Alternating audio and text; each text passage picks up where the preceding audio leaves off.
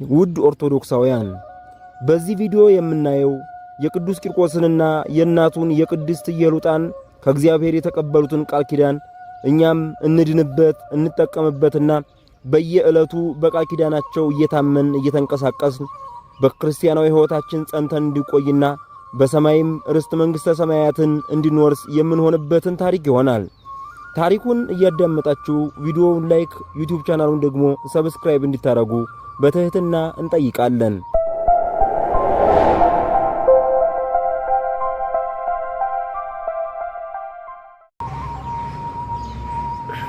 በስመ አብ ወወልድ ወመንፈስ ቅዱስ አሃዱ አምላክ አሜን። ከዚህ በኋላ ቅዱስ ቂርቆስ ከሚፈላው የውሃ ጋን ውስጥ ወጣ። ከወታደሮቹም 40 ወንዶችን ገደለ። ገዢውም በዚህ ውሃ መድኃኒት አድርጎበት እንደሆነ እንጃ አለ። ገዢው ቶሎ ብሎ ፈጥኖ ጋኑን ይመለከት ዘንድ ወደ ጋኑ ቀረበ። ቅዱስ ቂርቆስም 3 ጣቶችን ነከረና በገዢው አንገት ላይ ጣቶቹን አስቀመጣቸው።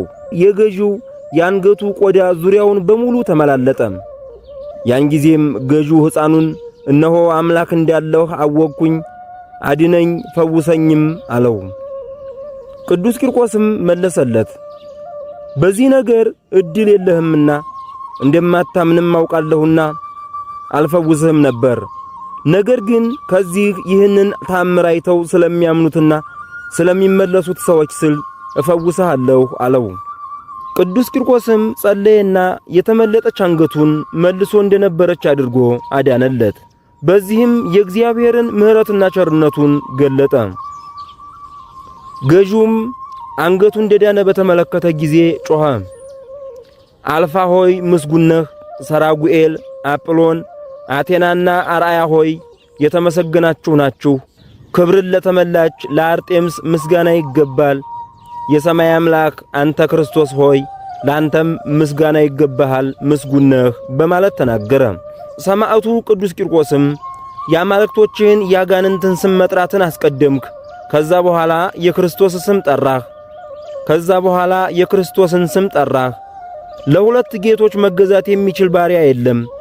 ይህ ካልሆነ ግን አንዱን ይወዳል፣ ሌላውን ይጠላል። በቁዝ ዘመነ መንግሥት የእስራኤል ልጆች እግዚአብሔርን ሳይፈሩ ጣዖታትን ያመልኩ እንደነበረው አንተም እንደዚሁ ታደርጋለህን? አለው። ገዢው እኔ ከምታደርስብኝ ሥቃይ ድን ዘንድ ሁሉንም አማልክት ተማጸንኋቸው አለው። ገዢው ከዚያ ቦታ ወደ ሌላ ቦታ ሄደ። በዚያም 70 ሰው ሊያንቀሳቅሰው የማይችለውን የተንከባለለ ድንጋይን አገኘ። ገዢው ያን ድንጋይ ይከፍቱ ዘንድ አዘዘ። የቅዱሳኑን ራስ እስከ ጭናቸው ድረስ እንዲጎዳ አድርጎ ውስጡን በሳው ሸነቆረውም። ስለታማ የእርሳስ ናስና ብረት አደረገበት። በውስጡም ማሰቃያ መሳሪያን አቆመ። ወታደሮቹም ቅዱሳኑን ከላይ አስተኟቸው። ጭናቸውን በገመድ አስረው ጎተቷቸው። ድንጋዩም ከመሬት የተጣበቀ ነበር። እነርሱም በውስጡ ነበሩ። ሲጎትቷቸውም የቅዱሳኑ ሰውነት ተቆራረጠ፣ እንደ ጥቃቅን አሸዋም ሆነ። ያን ጊዜ የእግዚአብሔር መልአክ ከሰማይ መጣና ከችግርና ከስቃይ አዳናቸው። ገዢውም እነዚህን ሰዎች በስድስተኛው ችሎት በሰይፍ ካልቀጣኋቸው የሚችላቸው የለም በማለት በፍጥረት እንዲያሰቃዩአቸው አዘዘ። ቅዱስ ቂርቆስም ለተጠራበት አጠራር ዓላማ ከእናቱ ከኢየሉጣ ጋር እየጸለየ ሳለ የእግዚአብሔር መላእክት ከበቧቸው። ጌታችን ኢየሱስ ክርስቶስም በልባቸው ውስጥ ያለውን የሚያውቅ ሲሆን ቃላቸውን ይሰማ ዘንድ ከሰማይ መጣ። ማርቂርቆስም ጌታችን ማኅበረ መላእክትን አስከትሎ ሲመጣ ባየው ጊዜ ሰገደለት። ጌታዬ ሆይ እንደ ቸርነትህ የምለምንህን ሁሉ ስጠኝ፣ ካልሰማኸኝ ግን ከጻፍከኝ የሕይወት መጽሐፍ ደምስሰኝ በማለት ተናገረ። መድኃኒታችንም ማርቂርቆስን የምትሻውን ሁሉ ለምነኝ እሰጥሃለሁ በማለት መለሰለት። ቅዱስ ቂርቆስም አምላኩን ሥጋዬ በምድር እንዲቀበር አታድርግ። በስሜ የሚጸልዩትን መታሰቢያዬን የሚያደርጉትን በእኔ ስም ቤተ ክርስቲያንህን የሚሠሩትን ሰማዕትነትን በተቀበልሁባት ዕለት በዓሌን የሚያከብሩትን ሁሉ በሰማይ ዋጋቸውን ስጣቸው።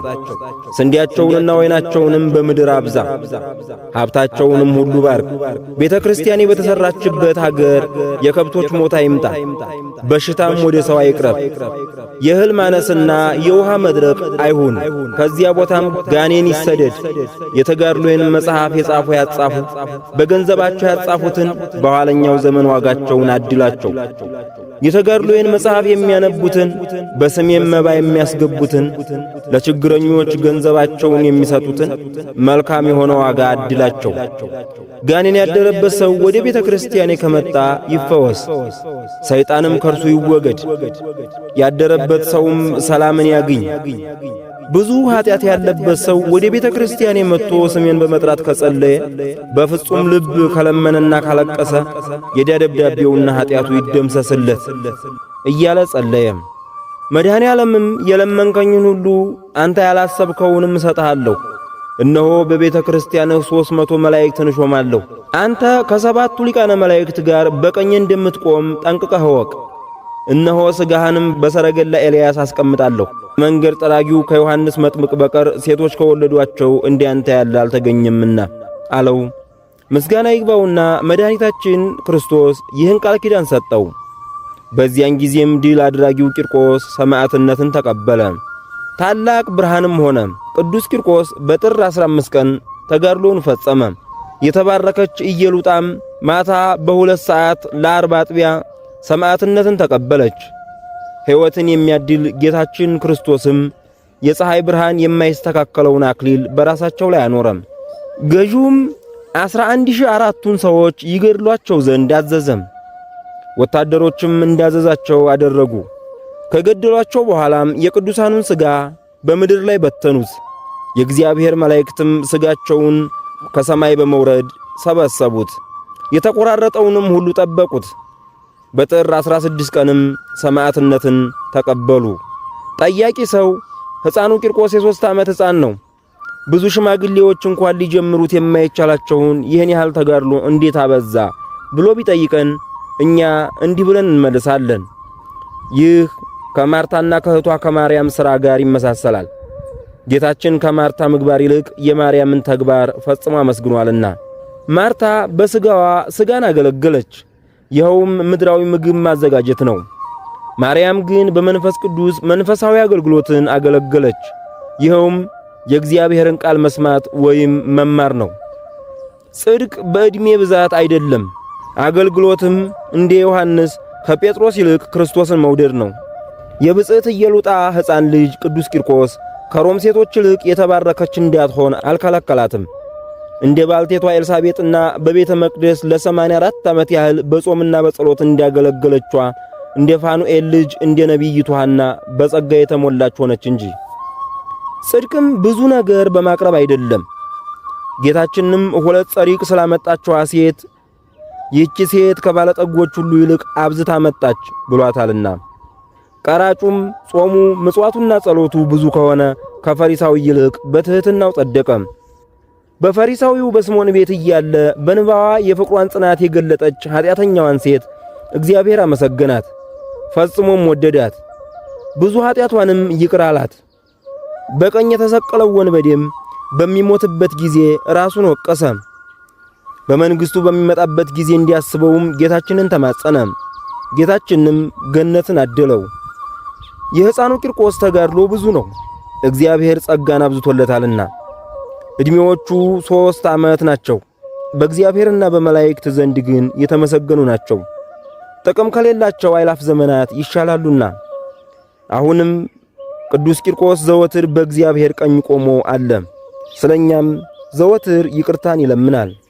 የሰማዕቱ የሕፃኑ የቅዱስ ቂርቆስና የእናቱ የቅድስት ኢየሉጣ ጸሎታቸው፣ በረከታቸው፣ የረዳትነታቸው ሀብት ከሕዝበ ክርስቲያኑ ጋር ለዘላለሙ ጸንቶ ይኑር እያልን የዛሬውን የቅዱስ ቂርቆስና የቅድስት ኢየሉጣን ቃል ኪዳን የዳሰስንበትን መሰናዶ በዚህ እንቋጫለን።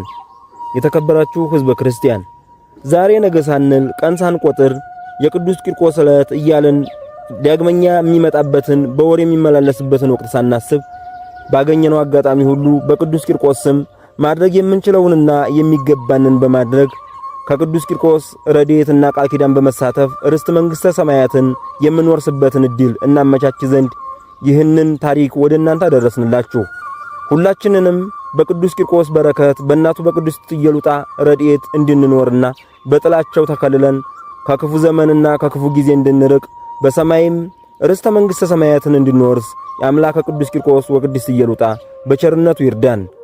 ወስብሐት ለእግዚአብሔር ወለወላዲቱ ድንግል ወለመስቀሉ ክቡር አሜን።